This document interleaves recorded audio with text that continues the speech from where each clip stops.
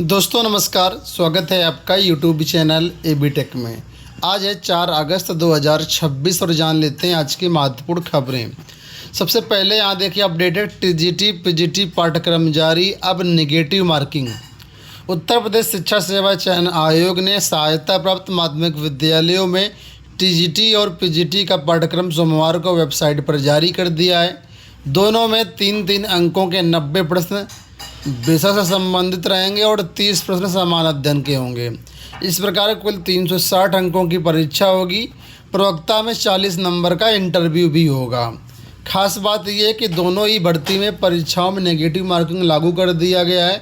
इससे पहले दोनों भर्ती में केवल विषय से संबंधित 4-4 नंबर के 125-25 क्वेश्चन पूछे जाते थे। चयन आयोग ने अभी विषय का सिलेबस जारी किया, लेकिन सामान्य अध्ययन का सिलेबस जारी नहीं हुआ, तो ये सिलेबस आज जारी होने की उम्मीद है। आज बैठक होगी, बैठक में साइन वगैरह होने के बाद आज शाम तक आपका जीएस का सिलेबस भी जारी हो सकता है। विभिन्न विषयों की भर्ती के लिए समकक्षता को लेकर के भी चयन आयोग ने माध्यमिक शिक्षा विभाग से स्पष्टीकरण मांगा है। सिलेबस ज़्यादातर लोगों ने डाउनलोड कर लिया है। इसमें से बताया गया कि संस्कृत के सिलेबस में बदलाव किया गया है। लिखा है कि टीजीटी पीजीटी के अधिकांश विषयों के पाठ्यक्रम में कोई खास परिवर्तन तो नहीं हुआ है। अभ्यर्थियों की माने तो संस्कृत विषय में कुछ संशोधन किए गए हैं। प्रतियोगी छात्र शीतला प्रसाद ओझा के अनुसार पीजीटी संस्कृत के पाठ्यक्रम में वैदिक साहित्य, ऋग्वेद, अग्नि सूक्त, विष्णु सूक्त, प्रजापति सूक्त, इंद्र सूक्त, यजुर्वेद संहिता में शिव संकल्प सूक्त, इस तरीके से कुछ जो चीज़ें हैं वो रखी गई हैं, वहीं पर कुछ चीज़ें हटाई गई हैं। मेघदूतम जो है बताया गया है कि टीजीटी के पाठ्यक्रम और इन सब चीज़ों का जोड़ा गया है। तो कुल मिलाकर के आप इस सभी सब्जेक्ट का अपना जो सिलेबस है वो कंपेयर कर लीजिए, मिला लीजिए। पुराना अगर आपके पास सिलेबस उसको हटा दीजिए, जो नया सिलेबस जारी किया गया इसी सिलेबस के अनुसार अपनी तैयारी करिए। यहाँ देखिए थोड़ा सा स्पष्ट दिया गया है कि पीजीटी संस्कृत में वैदिक साहित्य जोड़ा गया है और टीजीटी में मेघदूतम को हटाया गया है। ठीक है, तो ये यहाँ पर थोड़ा सा स्पष्ट है। बाकी आप लोग खुद अच्छे से मिलान कर सकते हैं अपने अपने विषय का। यहाँ देखिए अपडेट है कि 7.5 लाख कर्मियों का मानदेय बढ़ेगा। सीएम ने कहा 1-1.5 हफ्ते में शुरू होगा आउटसोर्सिंग आयोग। अनुपूरक बजट में यूपी सरकार को 7.5 लाख से अधिक कर्मचारियों का मानदेय बढ़ाएगी।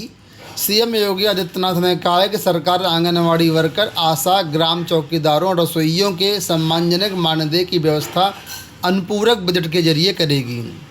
सरकार मंगलवार को विधानसभा में अनुपूरक बजट पेश करेगी। तो आउटसोर्सिंग कर्मचारियों का तो मानदेय बढ़ेगा, इसके साथ ही और भी कई कर्मचारी हैं, आंगनवाड़ी, आशा, ग्राम चौकीदार, इन सब का भी मानदेय बढ़ाने की तैयारी है। यूपी ने जारी किया कैलेंडर, अगस्त में ही होंगी 5 परीक्षाएं। उत्तर प्रदेश अधीनस्थ सेवा चयन आयोग ने वर्ष 2026 का विस्तृत परीक्षा कैलेंडर जारी कर दिया है। दिसंबर तक 22 भर्तियों की लिखित परीक्षा व इंटरव्यू प्रस्तावित हैं। अगस्त में ही 5 परीक्षाएं होंगी। आयोग के कैलेंडर के अनुसार प्राविधिक सहायक ग्रुप सी की मुख्य परीक्षा 9 अगस्त, इसके बाद अवर अधीनस्थ सेवा लोअर पीसीएस परीक्षा 23 अगस्त, अनुदेशक फिटर आईटी ड्राफ्टमैन के लिए इंटरव्यू इसी महीने में होंगे। सितंबर में आबकारी सिपाही फार्मासिस्ट मुख्य परीक्षा 20 सितंबर को, इसके बाद वन रक्षक वन जीव रक्षक की मुख्य परीक्षा 27 सितंबर को, और अभी हाल ही में आप लोग जानते हैं पेट परीक्षा के लिए आवेदन शुरू हो गए हैं। तो बताया गया है पीईटी परीक्षा के लिए जो तैयारी है वो अक्टूबर में करने की तैयारी है। तो इस तरीके से पूरा 22 भर्तियों का कैलेंडर जारी किया गया है, आप लोग इसको चेक कर सकते हैं। टीजीटी 2021 भर्ती को लेकर के एक बड़ी अपडेट आपके सामने है कि टीजीटी भर्ती में रिक्त पदों पर समायोजन के निर्देश। लिखा हुआ कि इलाहाबाद हाईकोर्ट ने टीजीटी भर्ती मामले में रिक्त पदों पर अपीलार्थियों को नियुक्ति देने और समायोजित करने के निर्देश दिए हैं। यह आदेश न्यायमूर्ति सौमित्र दयाल सिंह व न्यायमूर्ति स्वरूपमा चतुर्वेदी की खंडपीठ ने नरेंद्र प्रताप सिंह व अन्य की विशेष अपील सहित 9 जुड़ी अपीलों को आंशिक रूप से स्वीकार करते हुए दिया है। यह अपील दिसंबर 2025 के आदेश के विरुद्ध दाखिल की गई थी। एकल पीठ ने मार्च 2021 में जारी विज्ञापन संख्या 1/2021 के तहत टीजीटी भर्ती की याचियों को अतिरिक्त अंक देने का आदेश दिया था, लेकिन नियुक्ति का लाभ केवल तभी देने की बात कही गई जब संबंधित विषयों में पद रिक्त हों। याचियों ने रणविजय सिंह बनाम उत्तर प्रदेश राज्य में सुप्रीम कोर्ट के आदेश का हवाला देते हुए तर्क दिया कि उन्हें केवल अंकों में सुधार नहीं बल्कि चयन और नियुक्ति का पूरा परिणामी लाभ भी मिलना चाहिए। खंडपीठ ने इस तर्क को स्वीकार करते हुए कहा कि मुकदमेबाजी कोई शैक्षणिक अभ्यास नहीं है। एक बार जब याचियों का अधिकार सिद्ध हो जाता है तो असाधारण परिस्थितियों के अभाव में उन्हें परिणामी राहत से वंचित नहीं किया जा सकता है। कोर्ट के निर्देश पर उत्तर प्रदेश माध्यमिक शिक्षा सेवा आयोग ने शिक्षा निदेशक माध्यमिक से जानकारी मांगी। संबंधित 3 विषयों में 54 पद रिक्त हैं, जिसमें सामाजिक विज्ञान में 44 पद बताए जा रहे हैं और बाकी कैटेगरी वाइज यहाँ पर विवरण दिया गया, आप लोग देख सकते हैं। तो कुल मिलाकर के टीजीटी भर्ती 2021 में याचियों को समायोजन के निर्देश दिए गए हैं। याचियों का समायोजन कुल मिलाकर के किया जाएगा। यहाँ देखिए अपडेट है कि यूपी में असिस्टेंट प्रोफेसर के पद भरेंगे।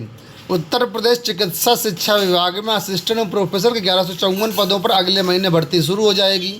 उत्तर प्रदेश लोक सेवा आयोग को रिक्त पदों की सूचना मिल चुकी है। विज्ञापन जारी करने की कार्रवाई गतिमान है। तो यहाँ पर बात हो रही चिकित्सा शिक्षा विभाग में असिस्टेंट प्रोफेसर भर्ती के बारे में। 1154 पदों पर भर्ती के लिए आपका अगले महीने विज्ञापन जारी होगा। एसएससी से अपडेट है कि हवलदार भर्ती में 8071 अभ्यर्थी शॉर्ट लिस्ट। प्रयागराज से अपडेट है कि हवलदार भर्ती 2025 की कंप्यूटर आधारित परीक्षा का परिणाम जारी किया गया है। इसमें शारीरिक दक्षता परीक्षा के लिए 8071 अभ्यर्थियों को शॉर्ट लिस्ट किया गया है। तो जो भी अभ्यर्थी इससे संबंधित वो अपना रिजल्ट चेकआउट कर सकते हैं।